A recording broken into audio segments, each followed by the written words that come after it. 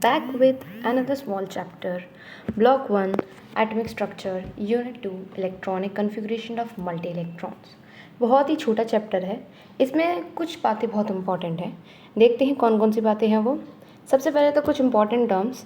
इन hydrogen atom like elements या atoms, the degeneracy among the sub-levels of the particular energy level is same, but in multi-electron atom the degeneracy of the sub-levels is different. Thus it can be arranged in an increasing order.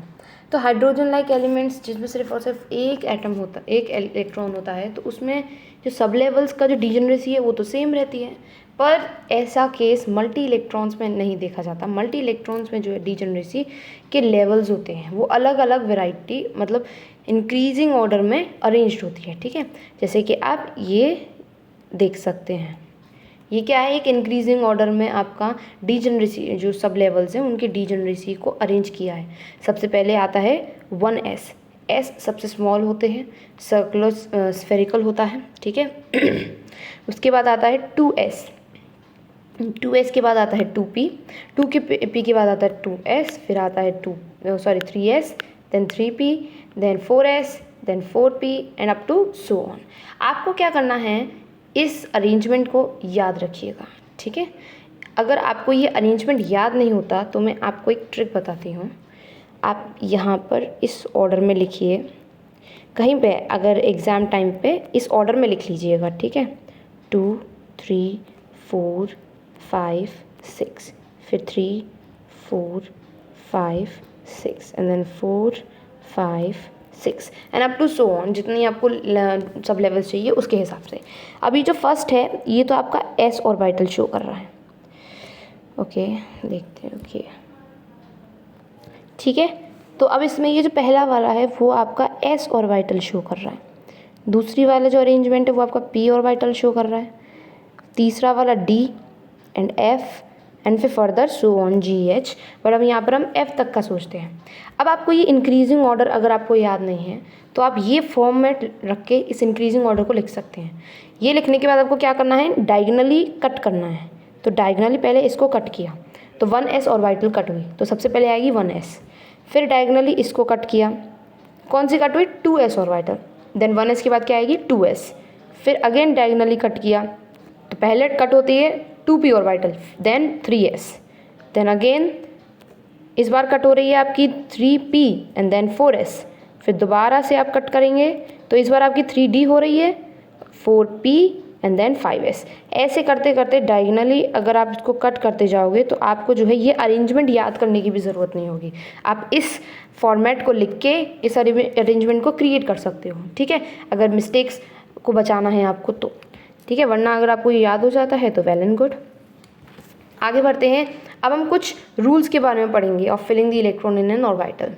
उससे पहले एक चीज़ जान लेते हैं, बोर्ड्सबरी rule energy क्या बोलता है कि जो एनर्जी है किसी भी ऑर्बिटल के अंदर वो आप कैसे डिटरमाइन कर सकते हो, n+l रूल से.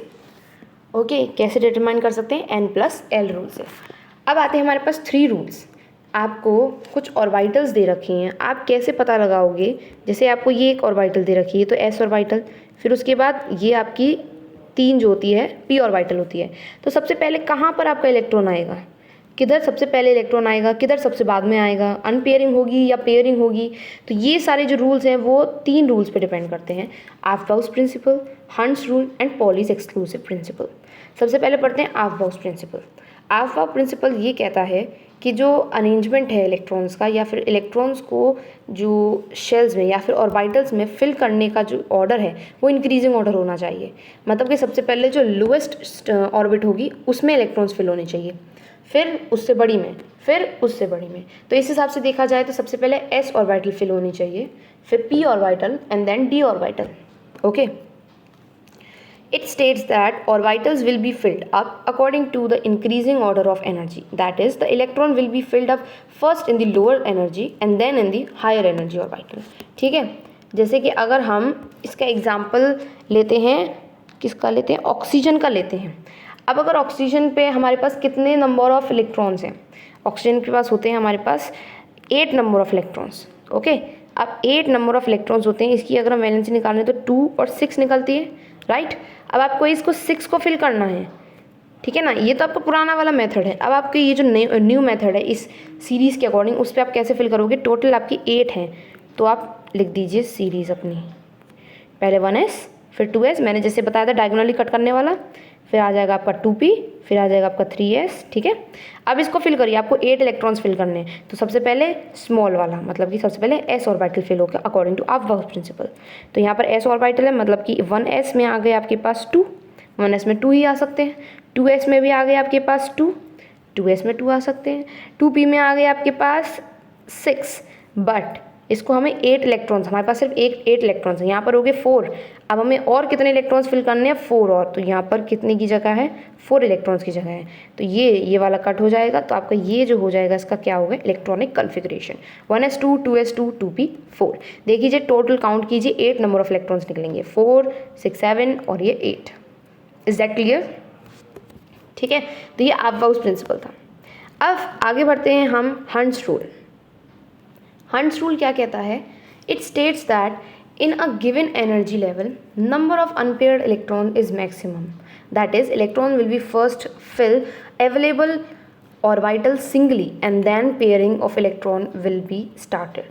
मतलब आपको ये हंट्स रूल ये कह रहा है कि एक ऑर्बिटल में सबसे पहले पेयरिंग होनी चाहिए, पेयरिंग होने के बाद नहीं, आई मीन सबसे पहले आपकी जो सिंगल इलेक्ट्रॉन्स हैं वो फिल होने चाहिए, फिर उसके बाद पेयरिंग होनी चाहिए। ठीक है, first the electrons will start fill available orbitals singly and then pairing of electron will be done। For an example, किसी एक एलिमेंट में आपके पास हैं इतने इलेक्ट्रॉन्स, ठीक है, ये s ऑर्बिटल, ये है p ऑर्बिटल। ठीक है, s और p आपको फिल करने हैं, तो आप इसमें कैसे फिल करोगे, सबसे पहले सिंगली 1 इलेक्ट्रॉन, ये एक इलेक्ट्रॉन आ गया, इसी ऑर्बिटल की बात हो रही है, तो अब इसमें एक सिंगल हो गया, तो अब इसकी पेयरिंग कर दोगे आप, ये हो गई इसकी पेयरिंग।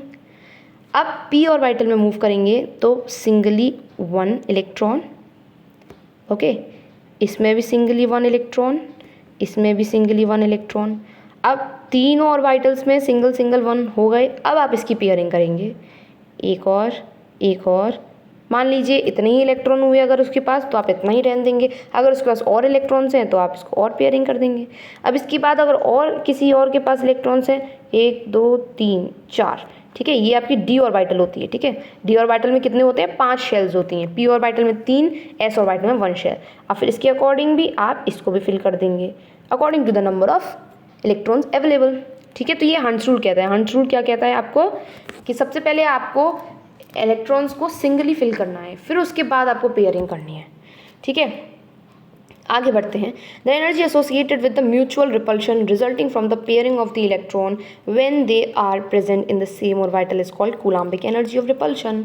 मतलब कि अगर सेम ऑर्बिटल में अगर 2 इलेक्ट्रॉन्स प्रेजेंट हैं तो वो कौन सा रिपल्शन शो करेंगे, Coulombic energy of repulsion show करेंगे। मैंने बताया था ना कि पेयरिंग होगी, जैसे कि फॉर एन एग्जांपल यहाँ पर एस ऑर्बिटल, इसके अंदर आपके पास 2 इलेक्ट्रॉन, अब ये 2 इलेक्ट्रॉन्स सेम चार्ज के हैं, सेम चार्ज के मतलब नेगेटिव चार्ज, और नेगेटिव चार्ज क्या करेगा आपका, रिपल्शन करेगा। अब वो जो रिपल्शन होगा वो कौन सा होगा, कूलम्बिक एनर्जी ऑफ रिपल्शन, इसमें ये बताया है। आगे बढ़ते हैं। If 2 electrons shares the same orbital, जैसे कि 1 एस ऑर्बिटल, तो उनका स्पिन क्या होगा, एंटी पैरेलल होगा। अभी भी मैंने एग्जाम्पल दिया, ठीक है ना, जैसे उसका एग्जाम्पल दिया ना अभी मैंने, जो कूलम्बिक फोर्स ऑफ एनर्जी थी उसका ही, जब वो तो फोर्स है कि वो फोर्स ऑफ रिपल्शन कौन सा एक्सपीरियंस करेंगे, और कभी भी एक शेल में 2 इलेक्ट्रॉन्स जो पेयरिंग कर रहे हैं वो सेम और स्पिन के नहीं हो सकते, अगर एक सीधा है तो दूसरा उल्टा ही होगा। ठीक है, लास्ट जो थर्ड हमारे पास एक्सक्लूसिव प्रिंसिपल है वो है पॉलीज एक्सक्लूसिव प्रिंसिपल। ये क्या कहता है कि कोई भी इलेक्ट्रॉन के पास 4 set of quantum numbers equal नहीं हो सकते। Okay, they do not have equal sets of quantum numbers. हमने क्वांटम नंबर आपको पिछली वीडियोस में एक्सप्लेन किया हुआ है। ठीक है, L is a principal quantum number, N is a principal quantum number, L is a azimuthal quantum number, M is magnetic quantum number and M S is spin quantum number. तो कोई भी electron के पास ये 4 quantum numbers equal नहीं हो सकते। No 2 electrons in an atom can have the same set of all 4 quantum numbers. अगर किसी के पास ये 3 set of quantum number N, L और एम किसी भी वजह से अगर सेम हो भी जाते हैं तो उनका spin can never be same. It always be opposite to each other, ठीक है। तो कभी भी सेम नहीं हो सकता कोई भी दो इलेक्ट्रॉन्स का। तो एक बार दोबारा रिवाइंड करते हैं तीनों प्रिंसिपल्स को हम। पहला आता है आपवाउस प्रिंसिपल, वो ये क्या कहता है कि सबसे पहले लोअर एनर्जी ऑर्बिट फिल करी जाएगी, फिर इंक्रीजिंग ऑर्डर में higher and up to higher. Hund's rule क्या कहता है, सबसे पहले इलेक्ट्रॉन्स को फिल किया जाता है सिंगली एंड देन पेयरिंग होनी चाहिए। एक पॉलीज एक्सक्लूसिव प्रिंसिपल क्या कहता है, कोई भी इलेक्ट्रॉन्स के पास 4 set of quantum number same कभी नहीं हो सकते, ठीक है।